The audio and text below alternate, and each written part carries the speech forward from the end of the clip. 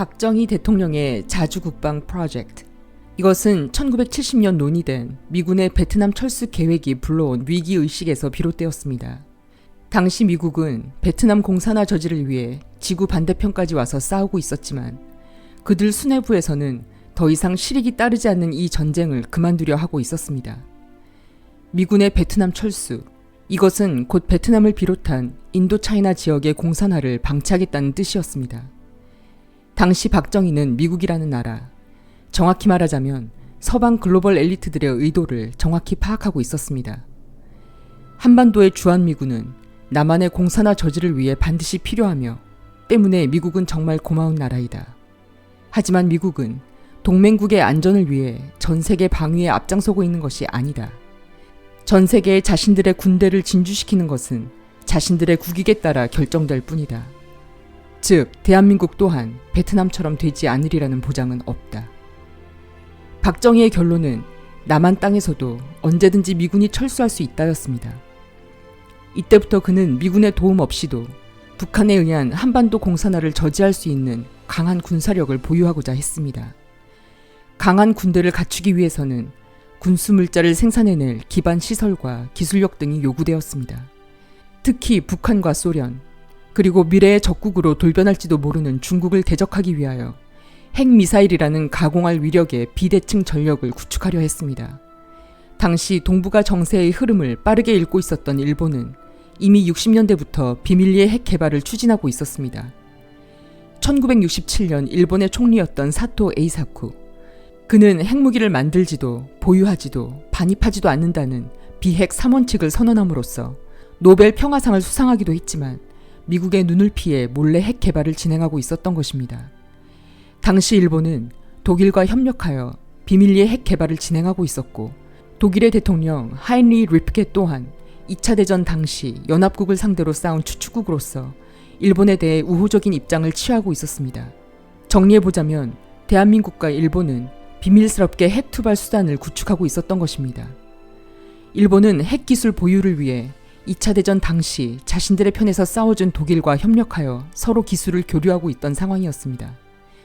당시 일본 수상 사토 에이사쿠는 박정희의 만주에서 맺어진 인연이자 절친한 친구 기시 노부스케의 친동생이었습니다. 즉, 한국, 일본, 독일이라는 세 국가가 결속하여 동아시아의 새로운 무장을 위해 은밀하게 움직이고 있었던 것입니다. 그런데 지금까지 한국과 독일은 정치적 우호관계라는 측면에서 직접적인 연결고리가 없었습니다. 때문에 박정희 대통령은 독일과 더욱 돈독한 관계를 유지해야 할 필요성을 절감하고 있었습니다. 마침 독일은 2차 대전 이후 노동력 부족 사태에 시달리고 있던 상황이었습니다. 이러한 노동력 부족 사태를 해결하기 위해 대한민국의 수많은 청년과 간호사들은 독일행 비행기에 몸을 싣게 됩니다. 파독 간호사와 광부들, 이국 땅의 광산과 병원에서 조국의 자주 국방을 위해 흘려야 했던 젊은이들의 피와 땀을 우리는 기억해야 할 것입니다. 1970년대까지 독일의 노동력 부족과 한국의 실업률 증가가 맞물리며 2만 명에 가까운 한국인들이 간호사, 광부, 조선공, 선원 등으로 종사하기 위해 독일로 떠납니다. 현재까지도 3만 5천 명의 한인들이 독일 내 소수인으로 살아가고 있습니다. 이처럼 대한민국은 월남전 참전 군인들과 파독 광부, 간호사들의 노력으로 많은 외화를 벌어들였습니다. 국민들이 합심하여 외화벌이에 나선 결과 새마을 운동과 같은 대규모 국민 행동도 가능했습니다. 대한민국 전역에 개발도상국을 향한 활력이 넘쳐나고 있었습니다. 하지만 경제개발 5개년 계획의 문턱을 넘기에는 아직 갈 길이 멀었습니다. 대개 후진국에서 개발도상국 궤도에 오르기 위해서는 제조업의 활성이 우선적으로 필요하며 수출입을 늘리기 위해서는 다른 경쟁 국가들보다 우수한 기술력과 생산 물량 등이 요구됩니다.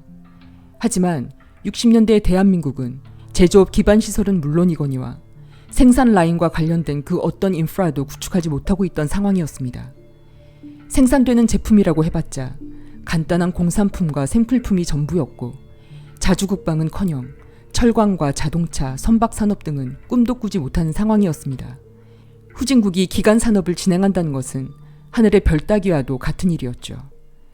그런 한국에 서서히 변화의 물결이 찾아오기 시작합니다. 1967년부터 갑자기 화학, 철강, 기계, 중화합공업, 조선, 자동차 공업 등이 활성화되기 시작한 것입니다. 특히 60년대 후반부터 70년대로 이어지는 시기에 한국의 중화학 공업이 크게 육성됩니다. 당시 북한보다 못 살고 있었던 후진국이 무슨 돈이 있어서 하루아침에 이러한 것들을 이뤄낼 수 있었을까요? 그 비결은 바로 박정희 대통령의 친구 사토 에이사코에게 있었습니다. 박정희의 절친한 친구였던 기시 노부스케의 친동생인 사토 에이사쿠가 일본 총리 자리에 있었기 때문에 일본으로부터의 대규모 차관과 기술적 원조가 순탄히 이루어질 수 있었던 것입니다. 그 포문을 열어젖힌 역사적 순간이 바로 포항제철의 착공식이었습니다. 당시 철강 대국으로 부상하고 있었던 일본의 협조를 바탕으로 포항제철이 건설됩니다. 일본의 대표적인 철강 업체인 신일본제철과 일본 강관이 포항제철소 건설 사업에 적극 도움을 주었던 것입니다. 당시 포항제철소는 일본의 제철소와 동등하거나 그 이상이라는 평가를 받았으며 세계 최신의 수준으로 자랑해도 손색 없을 정도의 제철소라는 평을 받고 있었습니다. 이러한 국가기관 산업의 활성화는 향후 대한민국의 경제 발전에 초석이 될 중요한 분야들이기도 했으며 무엇보다도 박정희 대통령이 바라던 자주 국방에 반드시 필요한 산업 분야들이었습니다. 육군의 전차와 장갑차, 전술 트럭 등을 만들기 위해 자동차 공업이 필요했습니다. 해군 함정과 잠수함 건조를 위해 조선 사업이 필요했으며 결정적으로 핵무기를 개발하기 위해 중화학 공업이 필요했던 것입니다. 국방력을 강화한다는 것은 많은 물량의 무기를 보유하는 것임과 동시에 첨단화된 다양한 무기 체계를 보유하게 된다는 말입니다. 이러한 군사력 증대는 하루아침에 이루어질 수 없는 것이며 많은 무기를 보유한다고 할지라도 개발과 유지, 보수 과정에서 엄청난 국방비가 지속적으로 지출됩니다. 매해 이러한 군비 지출을 감당해내기 위해서는 경제 발전이 우선적으로 이루어져야만 했습니다. 즉, 박정희 대통령의 경제개발 5개년 계획은 자주 국방을 위한 디딤돌이었으며 무기를 만들기 위해 시작했던 철강, 조선, 중화합공업 등의 분야는 훗날 한국의 기간산업이 되어 대한민국을 선진국 궤도에 올려놓게 됩니다. 그리고 이러한 대한민국의 발전에 도움을 준 국가는 아이러니하게도 미국이 아닌 일본이었습니다. 즉, 오늘날의 대한민국을 있게 해준 국가를 모두 미국이라고 알고 있지만 한국 경제 발전의 1등 공신은 미국이 아닌 일본이었던 것입니다. 오히려 6, 70년대 당시 미국은 박정희 대통령의 경제개발 5개년 계획을 달갑게 여기지 않았습니다. 한국의 경제 성장은 군사력 증대와 직결되며 이것은 곧 대한민국의 자체적인 무장을 뜻하는 것이었습니다. 한국이 자주 국방을 실현하고 스스로 공산 진영과 힘의 균형을 맞추게 된다면 미국이 더 이상 동아시아에 개입할 명분이 사라지게 되는 것이기 때문이었습니다.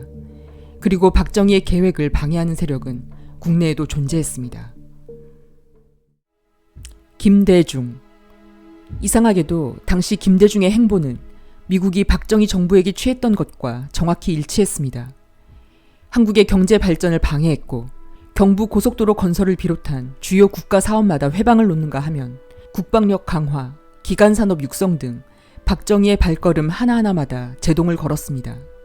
1971년 4월 대한민국의 제7대 대통령 선거가 있었습니다. 이 선거에서 박정희는 불과 90만 표 차이로 대통령에 당선됩니다. 매우 아슬아슬한 차이로 김대중이 석패한 것입니다. 당시 박정희는 세 번째로 연임하는 대통령이 되었지만 다음 선거에서도 김대중에게 이길 수 있으리라는 보장은 없었습니다. 만약 5년 후 김대중이 대통령이 된다면 상황은 매우 끔찍하게 돌아갈 수도 있었습니다. 박정희의 경제 개발과 자주 국방의 꿈이 모두 산산조각남과 동시에 그가 진행하고 있던 핵무기 개발 또한 모두 물거품이 되는 상황이 펼쳐지게 될지도 모를 일이었습니다. 박정희 대통령은 자신이 이루려던 자주 국방이 완성될 때까지는 반드시 집권해야 했습니다. 일본의 지속적이고 안정적인 지원을 위해서라도 권력을 절대 내려놓을 수 없었던 것입니다. 즉, 박정희 대통령이 장기 집권을 선택할 수밖에 없었던 이유는 한반도의 자주적인 무기 체계가 완비될 때까지 자리를 지켜야 했기 때문입니다. 그런데 박정희의 권력을 전복시키기 위해 호시탐탐 기회를 노리고 있었던 김대중. 1971년 대선이 있고 2년 후 결국 박정희는 김대중을 제거하기로 결심합니다. 1973년 7월 미국 워싱턴에서 한민통을 조직한 김대중은 일본 지부를 조직하기 위해 1973년 7월 10일 일본에 입국하게 됩니다. 도쿄의 히비야 공원에서의 반박정희 집회 참가를 앞두고 8월 7일에 도쿄 팰리스 호텔 501호에 투숙하고 있었습니다. 김대중은 그날 오후 1시경 방을 나오던 도중 괴한들에게 습격을 당했고 비어 있었던 2210호실에 감금되었습니다. 그의 온몸이 결박되었고 차에 태워진 후 항구로 이동하여 강제 승선하게 됩니다. 그를 기다리고 있었던 것은 대한해협에서 수장되는 것이었습니다.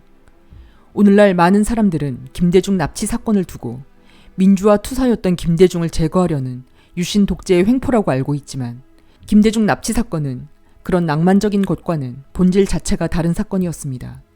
이 사건의 본질은 한국의 경제 발전과 자주 국방에 가장 큰 변수로 작용하게 될 김대중이라는 방해 요인을 미연에 제거하려 했던 구국 차원의 조치였다고 할 수 있을 것입니다. 즉, 급변하는 동북아 정세 속 대한민국의 생존과 번영을 위해 진행된 거사였던 것이죠. 그런데 김대중이 납치되자 미국의 반응이 매우 이상했습니다. 당시 주한미국 대사였던 필립 하비브는 김대중을 죽이면 한미 관계에 악영향이 있을 것이라고 청와대에 엄포를 놓은 것입니다. 김대중의 죽음이 한미 관계에 악영향을 미친다? 한술 더 떠서 미국 대통령이었던 리처드 닉슨 또한 김대중이 죽지 않기를 바라고 있었습니다. 우리의 상식대로라면 한반도 좌경 용공 세력의 대장급인 김대중을 제거하는 것이야말로 공사나 저지라는 어젠다를 갖고 있는 미국에게는 매우 득이 되는 일일 텐데 말입니다. 가뜩이나 당시 미국의 집권당은 공화당이었습니다. 이처럼 당시 김대중을 보호했던 세력이 미국이었다는 것조차 한국 사회에 잘 알려지지 않았습니다. 좌파는 반미, 우파는 친미라는 프레임이 한국 사회에 굳어진 지 오래이기 때문에 이러한 역사적 사실조차도 전혀 받아들이려 하지 않았기 때문입니다. 김대중과 같은 한국의 좌파라고 한다면 반드시 따라붙는 수식어가 반미일 것입니다. 그런데 70년대 당시 미국과 김대중의 관계는 우리의 고정관념과는 전혀 다른 것이었습니다. 당시 한반도 공산화의 수장급인 김대중이라는 인물을 보호하려는 미국의 입장은 정말 아이러니라고 밖에 말할 수 없을 것입니다. 그렇다면 미국은 왜 김대중을 반드시 살려야만 했을까요? 정말 미국은 김대중을 필두로 한반도가 공산화되길 바랐던 것일까요? 다행히도 미국의 의도가 그렇지는 않았습니다. 미국이 김대중을 살리려 했던 이유는 박정희의 핵투발 수단 구축과 관련되어 있었습니다. 미국의 입장에서 박정희 핵 개발을 저지할 수 있는 유일한 인물은 김대중 뿐이었습니다.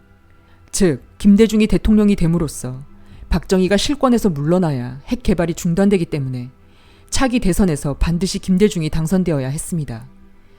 또한 당시 미국은 일본과 치열한 무역 분쟁 중에 있던 시기였습니다. 때문에 일본을 효과적으로 견제하기 위해서라도 반드시 박정희의 영향력을 약화시킬 필요가 있었습니다. 그러기 위해서 미국은 김대중을 살려야만 했고, 이것은 한국의 성장에 제동을 걸어 동북아 간섭을 지속시키겠다는 미국의 외교 정책에도 부합하는 일이었습니다.